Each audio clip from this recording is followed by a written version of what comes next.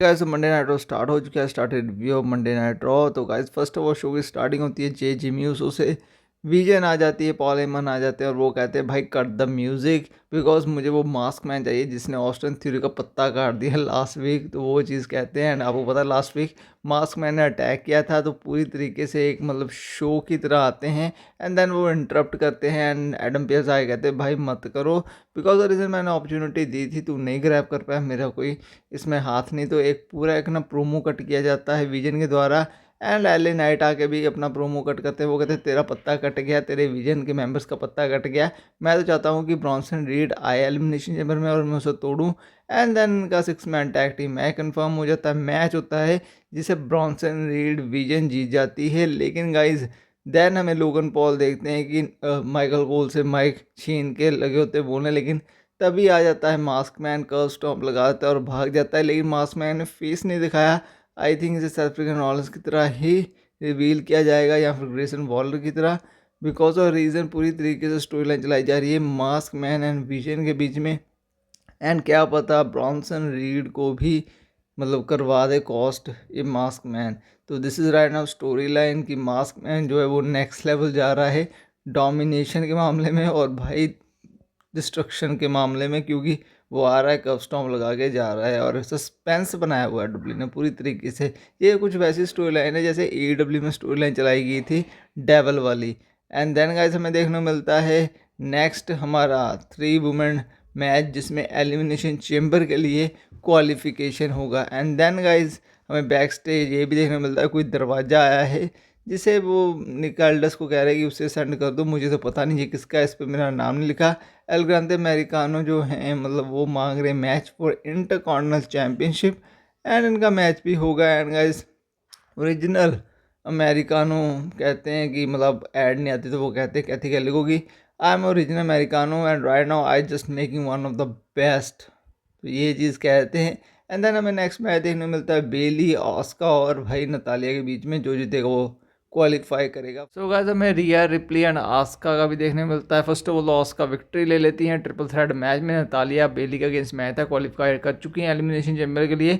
Back stage में भाई लिम Morgan का देखने को मिलता है इंटरव्यू, डोमिनिक मिस्टीरियो होते हैं दैन तभी स्टेफनी बुकार आके उन्हें मतलब लूचा लिब्रा की भाषा में बोलती है कुछ, मतलब ऐसी चीज़ें बोलती हैं भाई लिटरली लिम मॉर्गन का इंटरव्यू नहीं होता है। एंड लिम मॉर्गन मतलब रोते हुए चली जाती है एंड कुछ ना कुछ तो ऐसी कही। और ट्रांसलेटर का काम कर रहे थे Dominik Mysterio because they understand the language and Liv Morgan not understand. तो ये चीज़ हुई है। उसके बाद हमें देखने को मिलता है बैक स्टेज भी इनका पूरा एक सेगमेंट होता है। देन हमें देखने को मिलता है गाइस कि बैक स्टेज रिया रिप्ली और ईओ स्काई से ये पूछ होता है कि ये क्या हुआ।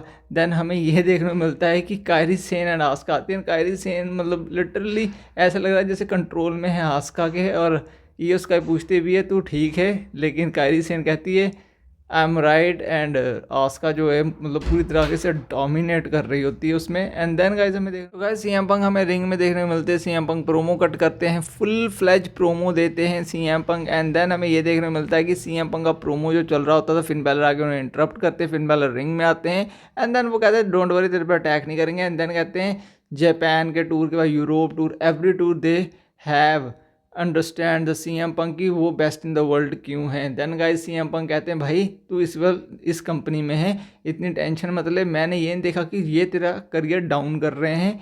मैं तो ये बेस्ट इन द वर्ल्ड कहता हूँ because you are the best wrestler, but ये दोनों जो स्टूपिड तेरे पीछे खड़े हैं ये तेरा करियर डाउन करने पे लगे हैं। ये पूरा टोटली तुझे डाउन कर रहे हैं एंड तू डाउन हो रहा है इनके चक्कर में। और ये सोच के चल अगर तू डाउन हो रहा है तू मतलब ग्रेटेस्ट ऑफ ऑल टाइम नहीं है, तो वो चीज़ मतलब वहम पा देते हैं। एंड देन सीएम पंक जा रहे होते हैं तो वो कहते हैं तेरे में हिम्मत है तो अटैक कर ले पीछे से, मैं जा रहा हूँ। And then guys CM Punk जैसे जाते हैं हमें ये देखने बैक स्टेज भी देखने को मिलता है कि JD McDonagh and Finn Balor के बीच में मतलब सही चीज़ें नहीं चल रही। आई थिंक फिन बैलर का फेस टर्न हो सकता है, डब्ल्यू ये चीज़ के लिए प्लान कर रही है। एंड भाई लिटरली फेस टर्न होने की संभावना बहुत ज़्यादा है फिन बैलर की। एंड देन हमें देखने को मिलता है कि बैक स्टेज जो हैं हमारे चीज़ें हो रही होती हैं। And then guys Dominik Mysterio कहते हैं भाई मेरा आज मैच है, मेरे साथ तो कोई चल पड़ो। उसके साथ कोई चलता ही नहीं है। And then El Grande Americano and Penta के बीच में मैच देखने को मिलता है जहाँ पेंटा विक्ट्री ले लेते हैं ओरिजिनल अल ग्रांदे की हेल्प से। एंड भाई ओरिजिनल अल ग्रांदे वैसे अल ग्रांदे अमेरिकानो के बीच रेसलमेनिया में मैच होगा, ये कंफर्म मान के चलो। उसके बाद गाइस हमें न्यू डे का प्रोमो देखने को मिलता है, ग्रेसन वॉलर उनके साथ आते हैं। हम ग्रेसन वॉलर तो नहीं हो सकते, क्या बेकी लिंच तो नहीं है मास्क के पीछे। तो उसके बाद हमें ये भी देखने को मिलता है कि बेकी लिंच एंड एजे ली का पूरा प्रोमो कट होता है, जहाँ पर बेकी लिंच कहती है कि मैंने तुझे टाइटल के लिए मैच दिया नहीं है। Then AJ Lee ask him give me a title match, give me a shot on my face, मतलब पंच मार मेरे मुंह पे। बेकी लिंच कहती मैं तेरे मुंह पे पंच क्यों मारूं, because if I punch your face you become take a title at Elimination Chamber. तो ये चीज़ कहती है बेकी लिंच। एंड उसके बाद हमें देखने को मिलता है एक पूरा प्रोमो जहाँ पे बेकी लिंच कहती है मैं तेरे मुंह पे नहीं मारूंगी पंच, मुझे कोई फर्क नहीं पड़ता, मैं तुझे टाइटल मैच नहीं दूंगा। अब रेसलमेनिया में इनका मैच होने वाला है, ये कंफर्म मान के लो। रेसलमेनिया 42 में मैच होगा, एलिमिनेशन चेंबर में मैच होगा, बिकॉज रिटर्न टाइटल को एक अपॉर्चुनिटी देनी है जेली को, तो मैच तो ये कंफर्म्ड मान के चलो। एंड गाइस उसके बाद हमें नेक्स्ट देखने को मिलता है हमारे गाइस बैक स्टेज में ब्रॉन्सन रीड होते हैं खड़े। ब्रॉन ब्रेकर तो नहीं है, अब ऑस्टिन थ्योरी होते हैं। वो कहते तेरे कारण मेरा बंदा मतलब मार के चला गया उसे कस्टम। तो पॉल हेमन कहते बंदा ये है कौन, पहले ये बता, tell me who is this mask man. And then हमारे कहते हैं एडम पियर्स, मुझे नहीं पता, तेरे लिए इतनी बड़ी प्रॉब्लम तो नहीं, मेरे लिए बड़ी प्रॉब्लम है। देन ब्रॉन्सन रीड कहते अगर मेरे हाथ लग गया वो तो मैं उसे नहीं छोड़ने वाला, सिंपल सी बात है, मैं उसे नहीं छोड़ूंगा और सारी प्रॉब्लम सॉल्व कर दूंगा। एंड उन्होंने ये भी कहा था कि I want Elimination Chamber. Then हमें नेक्स्ट देखने को मिलता है गाइस हमारे जो हैं मैक्स टूपरी, वो कहती है आई ब्रेक द एंकल्स, मतलब प्रोमो से डिलीवर किए जाता है। एंड वो बॉक्स दिखाया गया है, मिस्ट्री बॉक्स में क्या होने वाला है जो एलिमिनेशन चेंबर में ओपन होगा। सो डब्ल्यू एक पूरी बना रही है स्टोरी लाइन कि क्या चीज़ होगी। अब कई कह रहे क्रिस जेरिको हो सकते हैं, कोई और हो सकता है। एंड देन हमें नेक्स्ट देखने मिलता है गाइज हमारा triple threat match.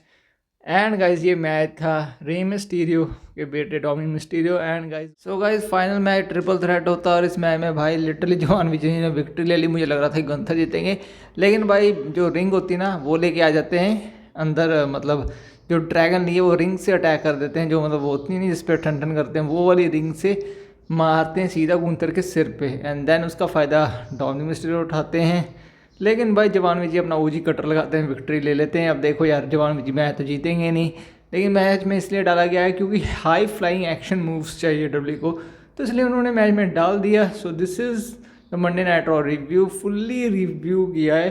So video अच्छी लगी चैनल सब्सक्राइब, वीडियो को लाइक करना।